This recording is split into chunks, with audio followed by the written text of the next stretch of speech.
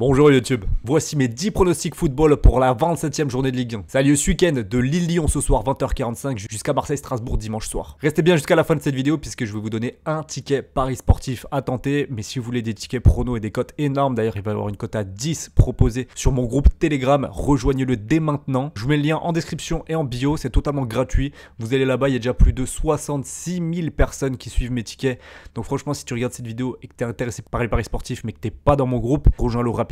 On démarre fort avec Lille-Lyon et en vrai l'analyse de ce match elle est assez simple. Lyon à l'extérieur contre les gros du championnat, défaite 1-0 à Marseille, 2-1 à Monaco, 1-0 à Lens, 3-2 à Rennes. Vous le voyez venir, défaite par un but d'écart de l'OL qui en plus en championnat honnêtement ils ont plus grand chose à jouer. Ils sont en demi-finale de Coupe de France, c'est là le seul enjeu de leur fin de saison.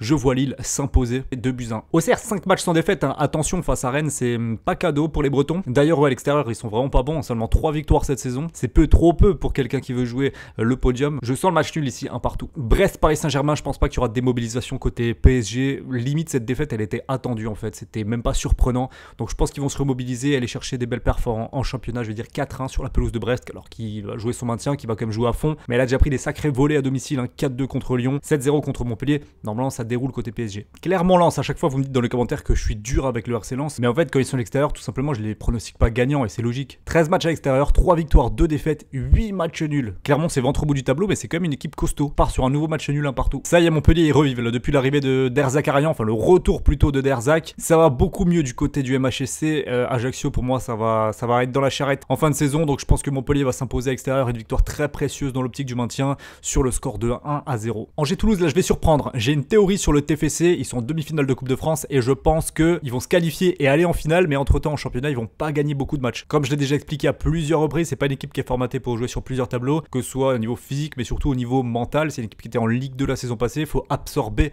le fait d'avoir des échéances extrêmement importantes avec pourquoi pas un titre en bout de course. Le maintien en championnat, bon, normalement c'est tranquille. À partir de là, ça peut déjouer comme la semaine passée où ils ont perdu contre Clermont. J'étais l'un des seuls à l'avoir pronostiqué. Et bien là, Angers, qui a changé de coach cette semaine, va avoir l'une de ses seules victoires de la saison, je pense, à domicile. 1-0 face au TFC. Lorient 3, c'est un match compliqué à pronostiquer puisque tout le monde va mettre Lorient à peu près. Mais Lorient, ça me plaît un peu moins là depuis quelques semaines. Je trouve qu'il y a vraiment une baisse de niveau. Il y a une seule victoire sur les 6 derniers matchs, mais bon, 3, c'est normalement la proie parfaite, hein. Ils sont vraiment en grande difficulté dans cette fin de championnat. Ils étaient plus ou moins en course pour le maintien. Maintenant, ils se retrouvent avant-dernier. Ils sont sur une pente très glissante. Je pense que Lorient va s'imposer 2-0. Nantes-Nice, ça sent très très fort le match nul. Je sais pas ce que vous en pensez, mais Nantes, alors ils ont enfin pu avoir une semaine de repos après leur enchaînement championnat Europa League contre la Juve. C'était comme une période très très mouvementée. Et l'équipe s'en est pas mal sortie. Ils ont fait des performances de bon niveau. Mais attention, parce que là, Nice, le Nice de Digard, c'est toujours invaincu. C'est très très fort, très très chaud.